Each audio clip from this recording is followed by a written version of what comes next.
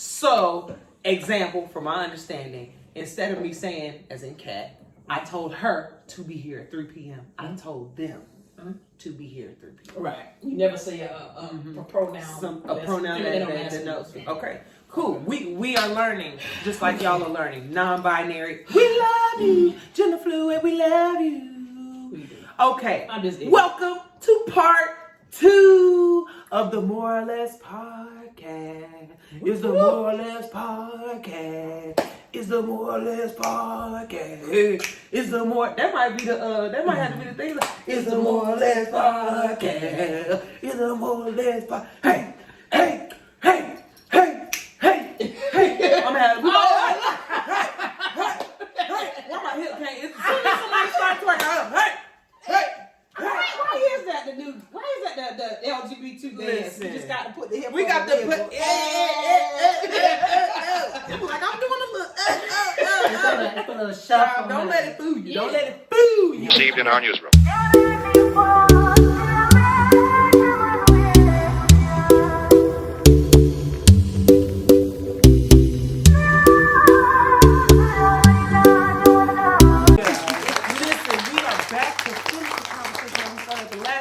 So if you didn't hear the last one, you got to go back. You got to go back. It was so deep, I was crying. It was.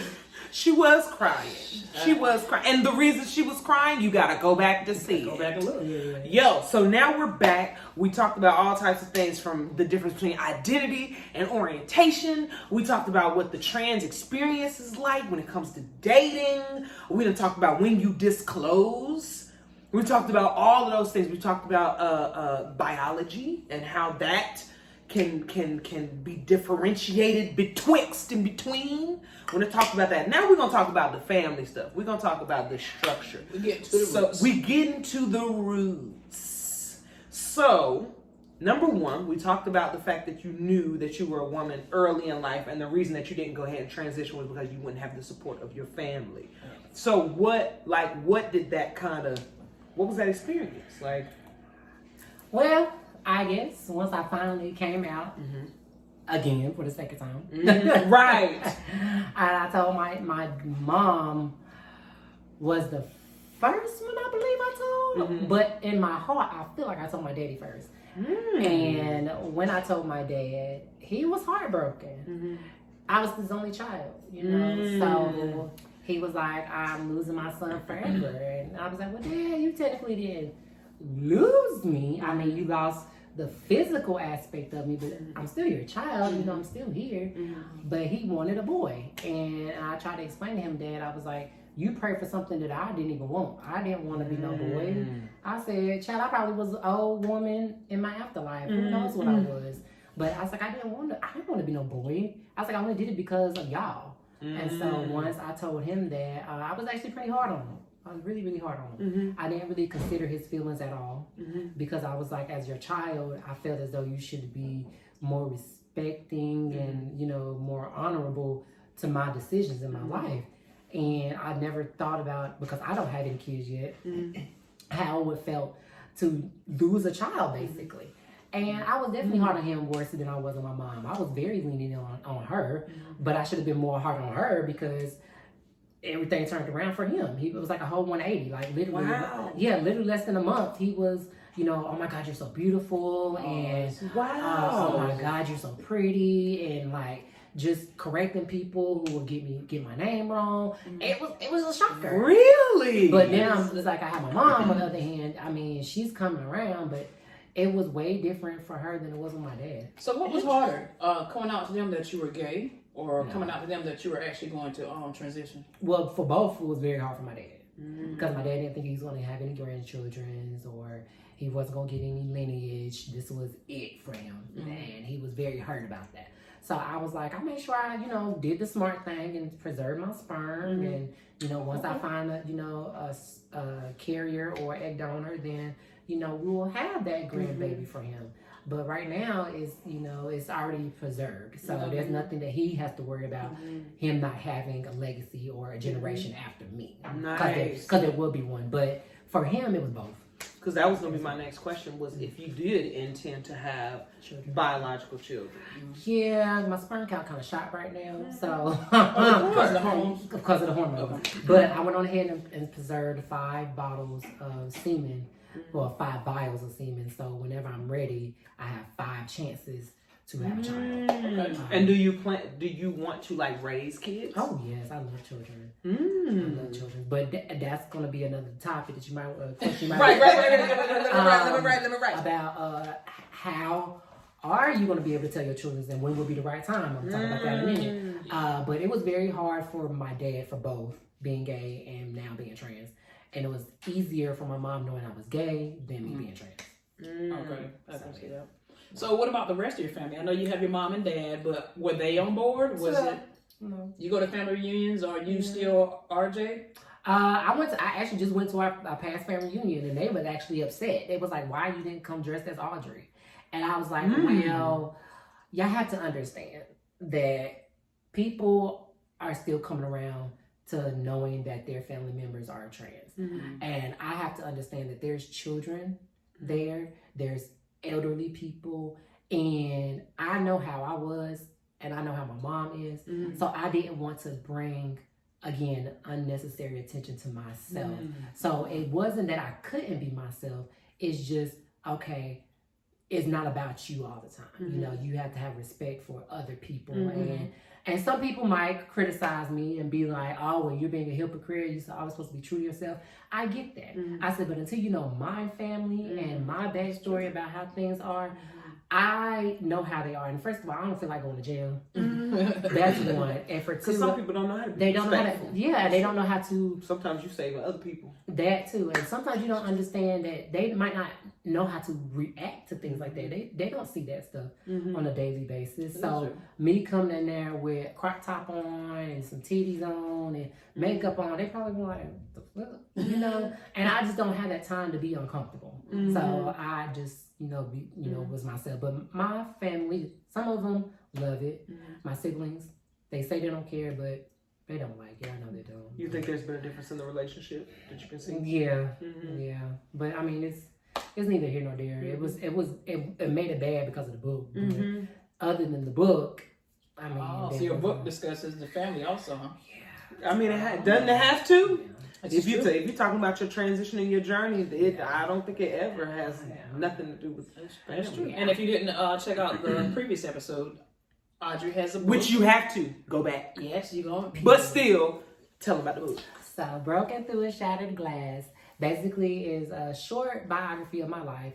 I basically talk about how I became from Ronald to Audrey, where I was gay, but I knew that I was trans, and how I tried to navigate through a series of turmoil, mental abuse, sexual abuse.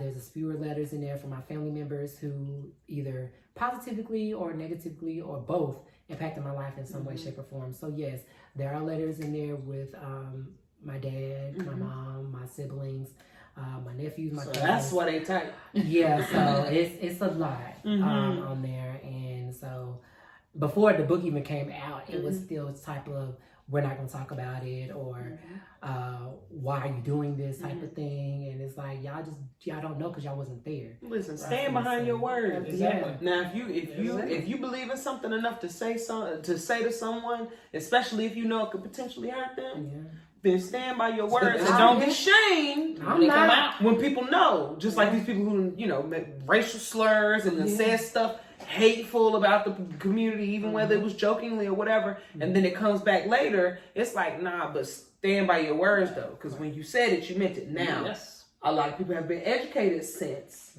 so I don't necessarily agree with like hardcore cancel culture where you go back and find something somebody said 20 years ago and they're clearly a different person now. This is true. Because we all have been educated in some things, so we all are entitled to grow and develop and mature. So yeah, we're not down for that. However, when it comes to things like this, when you're talking and you're giving your story and you are giving a true account of what your experience has been, I do not believe that you have to dull or dumb down your experience in order to try to cover other people.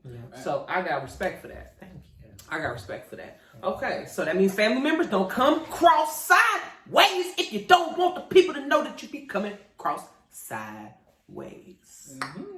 Because then we would be lying if we don't give our true experience. And we cover for you. Yeah. One thing I can say, they were honest. That's one thing I can say. If they didn't like it, they were honest. And they respect me. So that's how, as I said, I don't want you guys to accept something that you're not going to accept. And that's okay. I have my support team for that. I said, what I do want y'all to do is respect me. So respect my pronouns, respect my name. I said, and just be respectful of me. And that's all I asked. And they have, so. And I don't think that's a big ask. Like the fact that you are a person who, like you said, you remain respectful. You're mindful of other people. You're mindful of how even you living as yourself, which you have every right to do, impacts other people. And I find myself doing the same thing when it comes to family. Yeah, they know I have a wife, all that, but I don't go the extra mile. I'm not running around the kitchen in a flag, you know what I'm saying, when it's the holidays and I know I got a 95-year-old grandma. Like that's just not the thing. We all want to be considered. And that goes even beyond sexuality. If I'm a thug out here in these streets and we going over to grandma's house, I don't think you come with your guns. Yeah, you got your guns blasting and with your cap back with your cousin. You respect them at the house that you're in. So that's the same thing. It's an amazing analogy. It's not being untrue to yourself. It's called being respectful. And knowing your atmosphere and knowing your audience. So that's good stuff, Kat. I'm glad you brought that up. I love that. I love that because oftentimes I have had to kind of defend myself for being overly considerate of my family and the fact that it's a religious family and all of that stuff. And I'm like, no, because at the end of the day, in other points of life, they've had to consider me.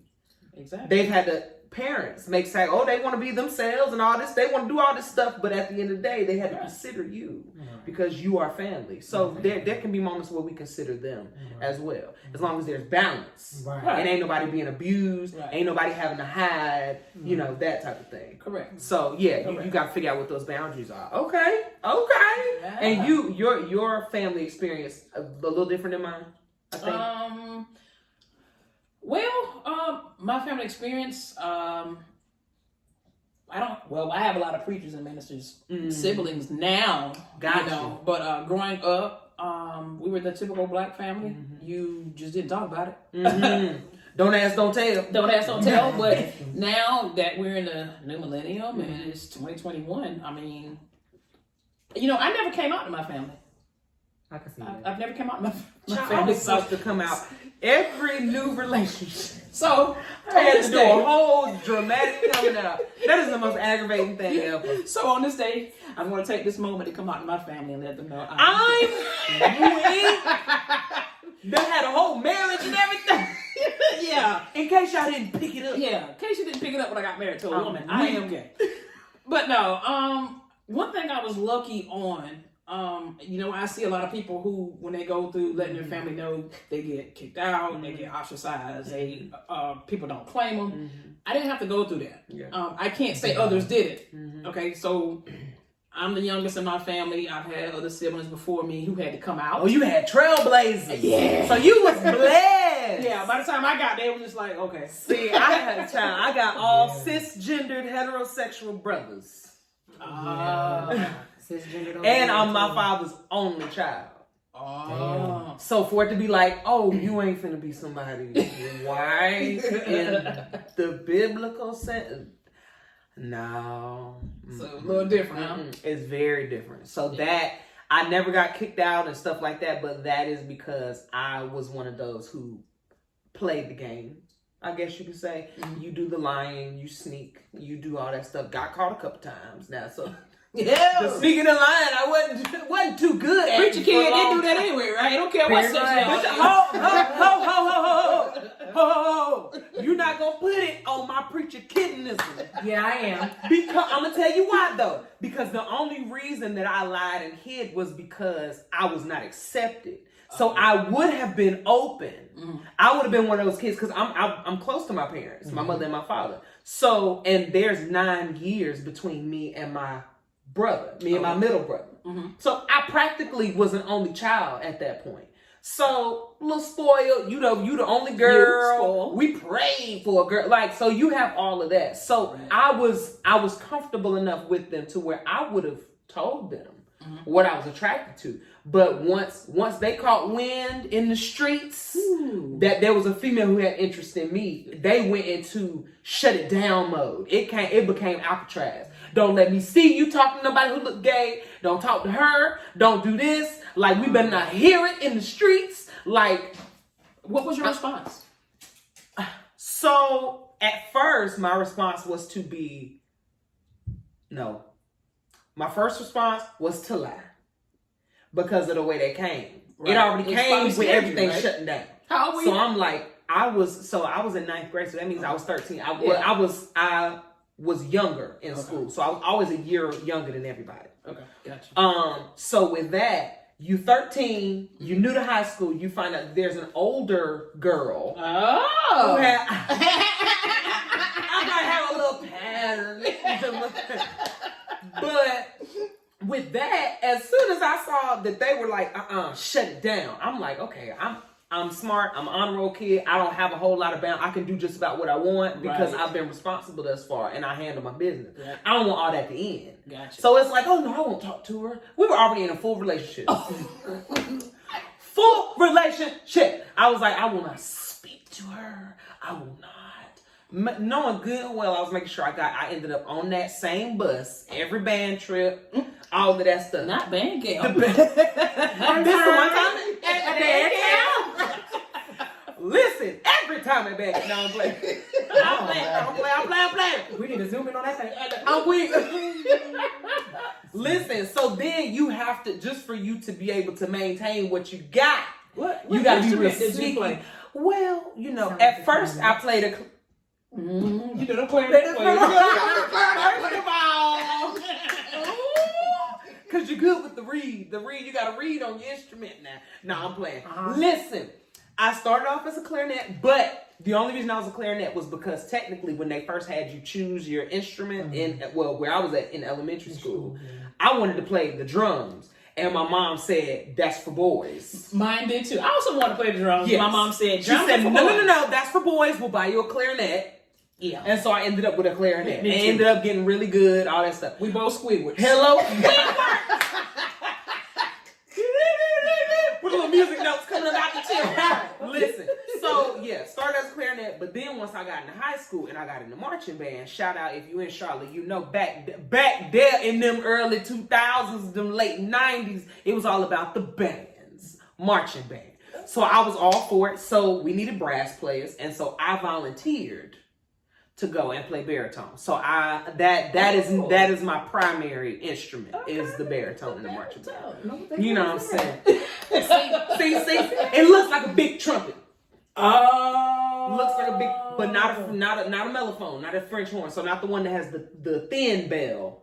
It's the one that looks kind of like it goes like that, like a snail. Like a snail, okay. Yes. That big ass thing. Like you talking about a tuba? You talking about a tuba? Not the tuba. It got the whole thing. It ain't had that piece right there. But somewhere in between is where the baritone is. But so that was the thing. So I had to be in secrecy and all of that if I wanted to have any shrivel of a life in high school. Because then I was running track. Well, I wasn't running. I was not a runner. Excuse me. Let me be clear. I was okay. Listen, I did field events. You see these arms and stuff. I was throwing shot putting discus and stuff. You know what I'm saying? Okay. That type of thing. But I wouldn't have had that freedom to stay after school and all this stuff if they would have known that I was actively dating a girl. Like my high school life would not have been the same. So that is the only reason I was secretive and sneaking around was because they overreacted from jump. Okay. My dad was putting little pamphlets on homosexuality on the dresser. Audrey, did your parents go through any of that? Whenever? Well, after that 6-year-old coming, remember that? Remember she said when she you knew at 6. Yeah, but you didn't say. I didn't come out gay until I was like in 10th grade of high school, and that was because I was forced. I was forced to come out. Don't you hate when somebody just knock you out the car? Well, it was because if I didn't tell them, my siblings would have.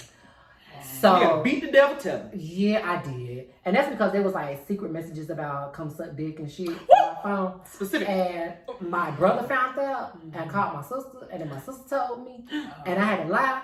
And then she was like, "Well, if you're gay, baby, just say that." And it ain't that simple. And I was like, If "Well, it was that easy, if it was that easy, I would have." But I basically went on ahead and told my mom, and so I cried on her lap, and she was like, "What's wrong?" And I was like, "Mommy, I'm gay," and she was like, "Well, baby, I knew that." Ain't that? See, I would love that. I was like, some parents on the opposite. They delusional. Like, yeah, I knew that since you was like 2.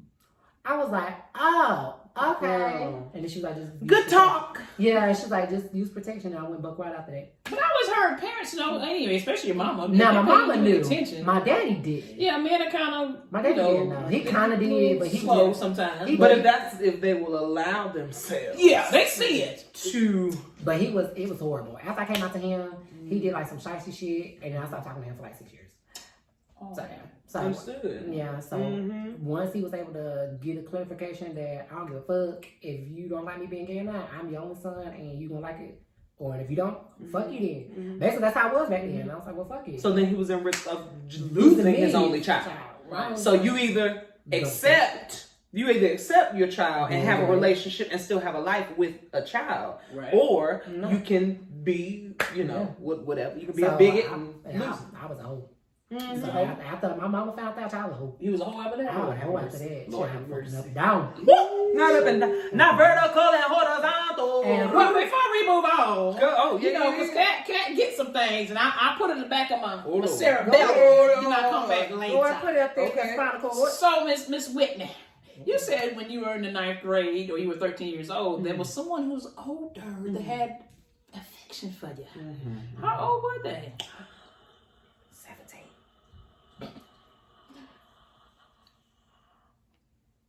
Crickets? I mean, that was in high school. Was it the teacher? No.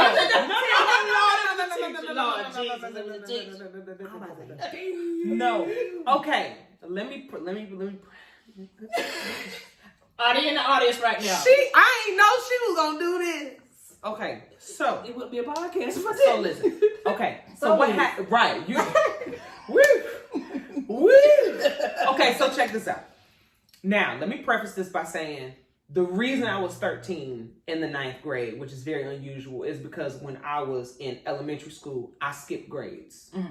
So I was always several years in age behind whatever grade I was in. Gotcha. And coming into high school, you go off of, first you got to go off of looks. Child, I was already 5'9". Right, because you are tall. You are tall, drink of water. Hello.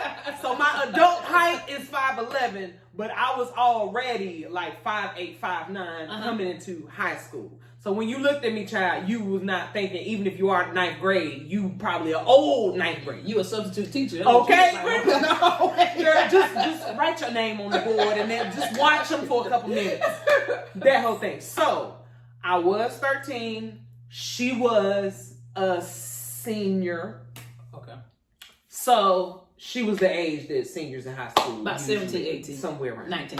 No, not there's some 19-year-old seniors. Well, yeah. But she was not one of them. Okay. So yeah, she was a senior. So that whole thing. So later on, when we are in relationship, because you in love, and that was my first female relationship, we dated like most of the time that I was in high school. Oh. So that means that whole time, there's a graduation that happens. There's a little gap. A little gap in time. So even when my parents did keep finding things and all of this, even beyond the gay thing, that was a lot of their concern. Okay.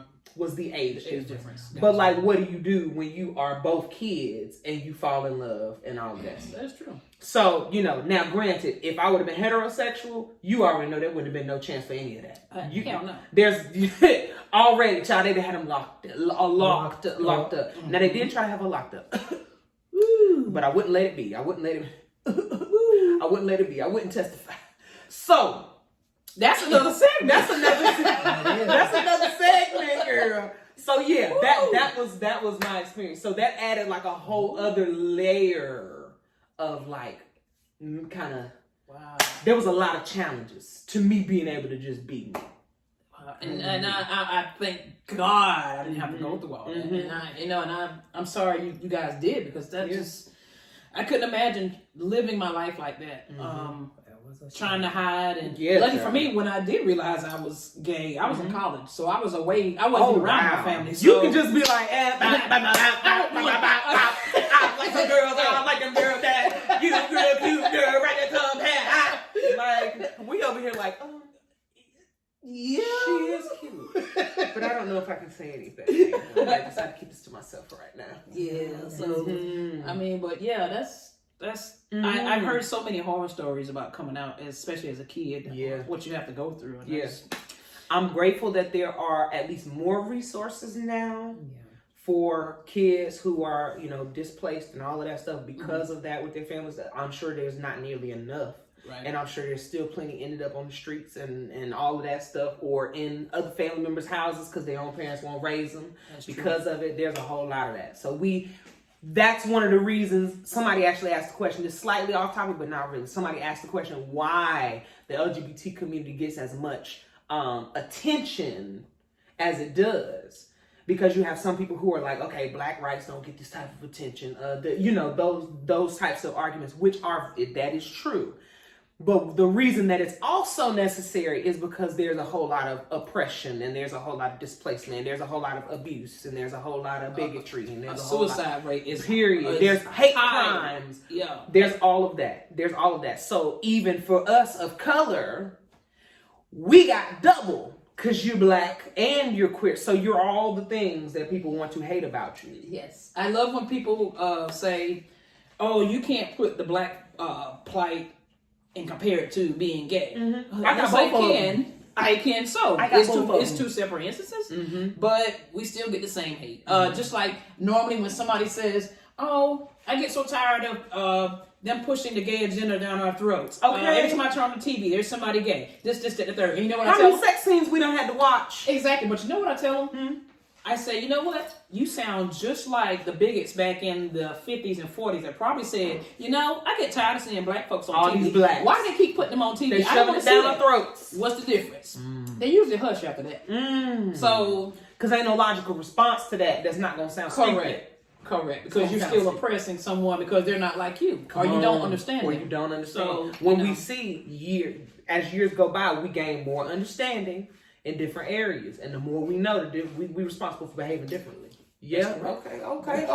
Let me see. Okay. There was another question that we had. What's up? How do transgender people decide or come to the decision that they either do or do not want to have bottom surgery? And you can, by bottom surgery, we mean cut your dick off.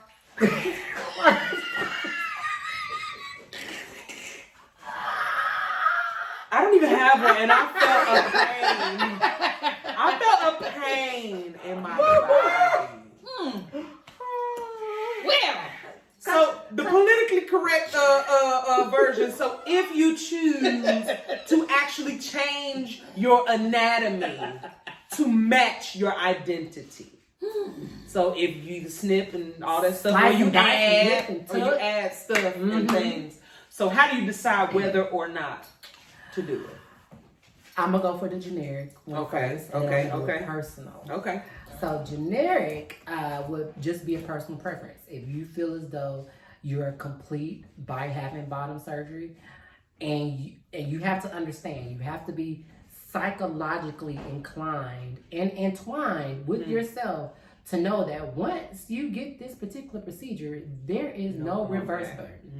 You can't reverse back to be like, oh, okay, I want it back now. Man. So if you're willing to make that lifelong commitment to having whatever piece you want to have, whether it is a hoo-ha or a wang-wang, I like wang-wang. Can't wang, so clean. Anyway, but yeah, then that is, your discretion.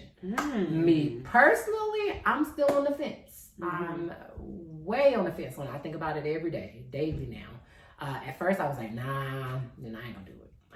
And the reasons why was because you gotta think of medically. Like, okay, how is the healing gonna be? How far or deep can these people go if I decide to have a partner? or how deep is the hole, you know? People have to understand that even though you get to have it customized.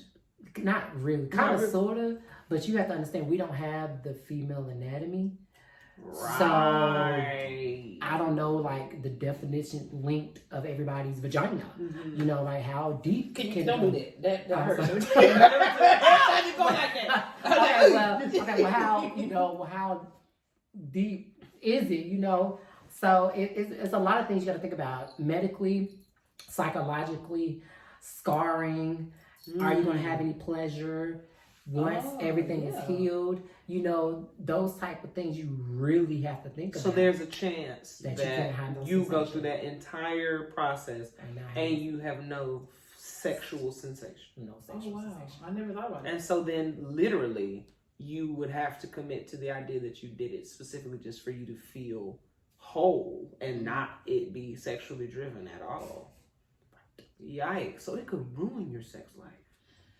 Well, I mean, you still got ass, but... Okay, wait. But still, I mean, you did this so you could use the front, too. You know, and if you can't use the front, I mean, you could, but you're not going to enjoy it. They would. Do you know if there are more risk factors, like either way, like going male to female or female to male? Similar risk factors? Similar risk factors. Okay. Because you got to understand, for female to male... There you go. You have the skin grafts. What if their skin grafts don't heal correctly? Or, you know, the skin that they use don't mold correctly, or they get infections and stuff like that. So, yeah. It's a lot of things you have to think about. Okay, so that makes sense. So a person, so for those who, this is new information, which I'm one of them, like, it's not as simple as being like, oh no, you're not a whole woman if you still got it, because there's a whole lot to weigh out. Yeah. Do you you know, potentially your health? Do you give your health up? Do you take a chance? Like, if you already have a partner who is satisfied with how you are currently, how will that impact your relationship? Because that's one of the things that I found super interesting when we were watching Pose. Yeah. With Electra. Yeah. The fact that she like endangered her whole lifestyle and living and money and all that stuff because she's like, no, I'm not a woman until I finish this. But for others, it's like, no, I'm fully woman now and I don't have to do this. Exactly. And that's another thing people have to understand, that some trans women are not complete until they have bottom surgery. So like you said, like Electra was not complete. She was horrid. She was like mortified. She was disgusted. And I mean, I can understand that for someone that really feel as though that having a vagina makes it whole. And I could understand that. Me personally, I don't think a vagina makes a woman. I really don't. Because there's some women that can't even have children. So I was like, what's the purpose of your vagina if you just having sex? You know? Like, I don't think a vagina makes you a woman. A female, yes, because that's what you're biologically born with. Because you have those sexual organs. Go back to part one. If you have not seen the distinction between female and woman. Yes, because I mean, women is just a classification of who you are. And if you look at the definition of a woman, it's an adult female. Basically, it's an adult version. That's like being a male or a grown man. Are you already a man because you're a boy? No. So if you haven't grown up to be that person, why would that define you as that? No, it doesn't. Interesting. So, me personally, I'm still on the fence right now if I want to get chopped off, but I'm kind of content with where I'm at right now. What do you feel about? What are your feelings on? And again, this is personal. Yeah. Personal feelings. This is what she feels, not what you feel. Right. What do you feel about Zaire Wade having the surgery done at 12 years old? Do you think it's too early? Way too early. You think it's too early? Way too early. I don't think. I mean, back in 2000, honey, we couldn't even have no surgery until we was 18. Yeah. Because we're not fully developed yet. And I think that is just too much. Now, that's when the parents cross the line. I mean, it's okay if your child wants to put on some heels, put on some makeup, put on some jewelry to classify who they are. That's fine. You know, you can dress how the way you want to. Prince did it. But my thing is, when you start adding surgical procedures into the mix, that's where I have to stop it, because you haven't even hit puberty. You're 12. Your dad Adam's apples, nor did your balls drop you. So I'm just like, you don't know what your body was going to be like in a couple of years. You might turn around at them 18 and be like, I don't want to do this no more. But now you done had all these surgeries and now you messed up because you can't go back. Because think about how much we changed. Right. Yeah, how much we changed through our lives. Because in emotionally. high school, child, I was a stud. I just knew I was a fella. You hear me? Really? Like the big, I'm talking about, like I dressed like a dude. Me and I had a gay best friend, of course. Had a gay best friend, and he was flamboyant. He was, he was definitely very feminine and had those, honey, all day, every day. Right. Kick and twists, all of that. Like, he was fearless. And that's one reason I loved him. But he would wear some of my clothes. I would wear his clothes. Like, we would trade off, that type of thing. So, but then once I became an upperclassman in high school, I was trying to decide, am I even attracted to dudes? Should I still keep trying to date dudes in addition to, because, in between having a girlfriend breakup, there might be a dude you think cute or he talked to you, whatever. Right. Okay. Or are you having a fake relationship that please your parents? Well, there were those, especially in church. You were a beard. Were you a beard? I was never a beard. Okay, what do you call it? He would have been. He would have been a beard. He was my what do you call it? A purse? Men have beards with women. Gay women. What do we have? Is this my purse? I guess it'd be your purse. My weave. This is my weave. But yeah, so that type of thing. Where then as I got older, I still wanted to be able to look like a girl because I saw myself as a beautiful woman coming into being a woman. So I didn't want to not show my features and all that stuff, but I was like, I also don't wear skirts and pantyhose like y'all want me to do on Sunday morning. So like you're saying, if you were to have a surgery that young, and then as you get older and you decide who you are or you discover who you are, and what if like you said, something irreversible. Not to mention, country people be like, once you start cutting on the body, you introduce opportunities for things to go wrong. Yeah, so that's when they talk about, having surgeries and stuff if you can avoid it, if you can avoid cutting on the body. So if I'm thinking of a kid who is perfectly healthy, I don't want the opportunity to introduce anything into the body of the child, whether rich or not. They probably thinking, the best doctors and da-da-da, but still, it's always a risk. I'm glad you brought that up. Well, both of you brought that up because I didn't even really think about it. When I was 12, 13, heck, when I was in high school, I dated guys. I wasn't looking at females. I didn't even know I was a lesbian. Yeah. So imagine if I would have done something at that age, and here I am in adulthood, I've done a straight 360. So you're right. Yeah. What if he grows up at 18, 19 and wants to be straight? I mean... Yeah, what are the chances? Probably not, but it could happen. Or what if he just realizes, I'm a gay man. Like I like men, or I'm or whatever. That's true. Or I'm a woman, and my genitalia does not need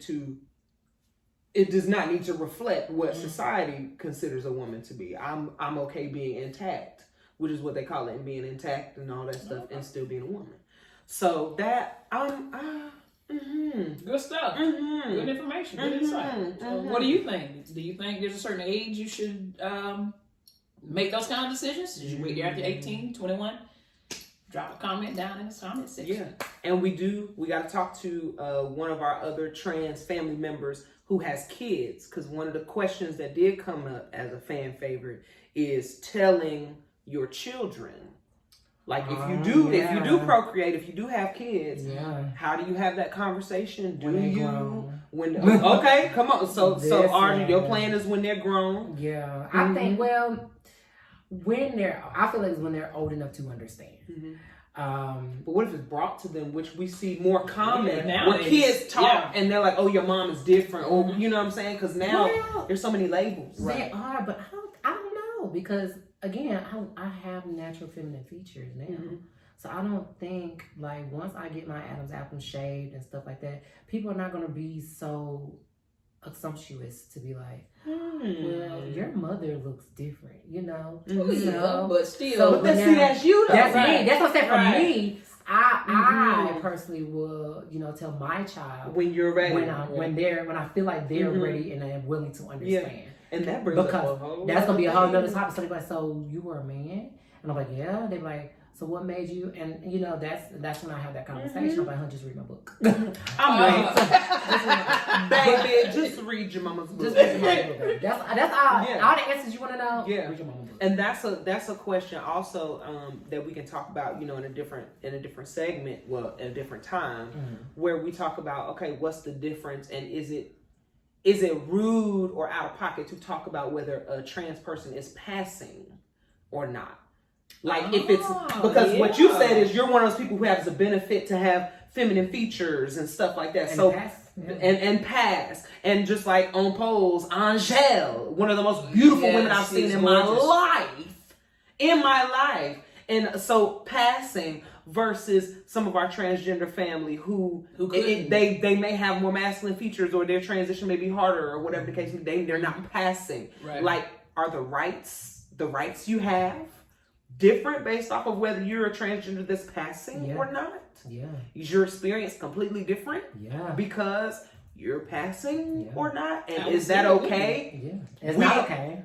As the LGBT community, are we perpetuating that prejudice on our brothers and sisters when we see, okay, girl, you not passing. Like you are a linebacker. But do we do that? I think we do. I think we do. Yeah. But I mean, you have to look at it as a sense of this.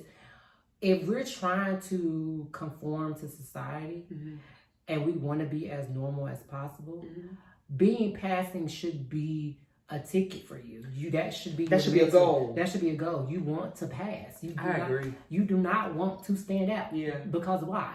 They're going to target you because you look different. You don't want that. You always wanted to be a natural looking female as much as possible. Was I blessed? Highly blessed to actually have those features. I could throw on some hair and some shorts and be a woman. That's it. I don't need the extra. Other people need more than others. A lot more sometimes. So yes, my goal before I even started was to be passable. I want to be passable. If I could blend in like any other female and not get clocked, I want it. And I did it. Yeah, I agree with that. Even though I can't, of course, I haven't walked through that experience. But my thought process is this: you want to be yourself, yes, but you also want people to identify you with a certain category. So it seems to me like it's logical that you want to fit as close to that category as possible, if you don't want to always be having the doggone conversation. Because then it can become intrusive. It can become all of that when you got people like, well, do I? So they trying to figure, ma'am, like, and then people who not trying to be rude. It's true. You know what I'm saying? It creates this whole this kind of thing, this awkward thing. So that's an interesting. We can talk about that too. Say what you think. Do you think we shouldn't care if transgender persons are passing, and if they want to be a trans woman with a beard, that is their choice? Uncle Clifford. But Uncle Clifford, I feel it's Uncle Clifford. He just got it. Yeah, I don't think he identifies as female. Doesn't he wear women clothes? He does, but I don't think he identifies like as a her, her, she. I think Uncle Clifford still is like a gay man who just has this like persona. Okay. Love Uncle Clifford. Love him to death. He's gorgeous with the beard. No. Hello. Make a face be flawless all the time, baby, okay. And thick too. What? Uncle Clifford thick, and we'll cut you. Okay. I know that's right. We love paying homage to the entertainment that is out here representing us for the community. Yeah. Facts.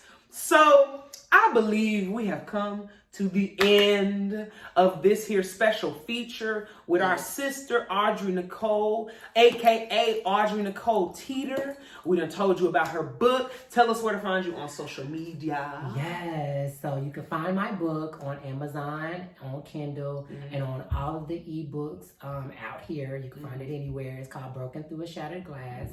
Make sure you spell it correctly, honey, because you might fuck up and you might not find it. You can also find me on Facebook, Audrey Nicole, which is AUDREY, Nicole. You should know how to spell that. Also, you can find me on Instagram with 3 underscores, Audrey Nicole. And you can also find me on TikTok, 3 underscores as well, Audrey Nicole. Yes, all of it.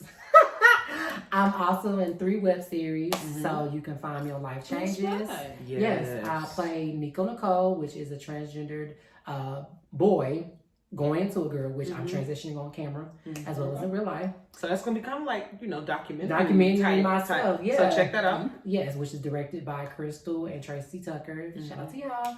I'm also in another web series with Kat's wife. I'm playing cashier. And me. Oh, and you, yes.